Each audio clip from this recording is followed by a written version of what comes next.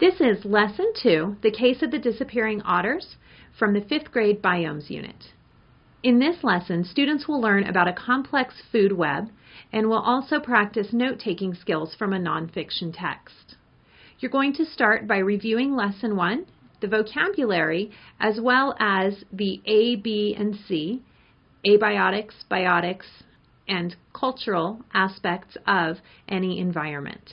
You'll start by making a simple food chain from what was observed during Lesson 1. For example, perhaps a leaf, and then if you saw a caterpillar or any other type of insect, and then what might prey upon that, such as a bird or anything else similar that you may have seen out there.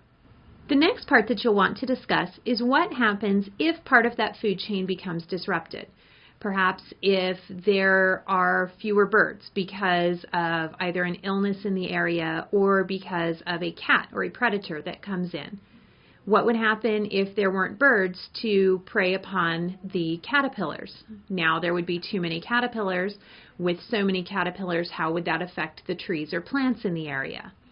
Or what would happen if, for some reason, the caterpillars were taken out of that equation?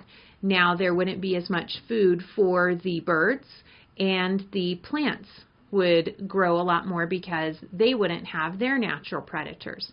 So you want to talk about the impact that any one part of that food chain has if it is taken away.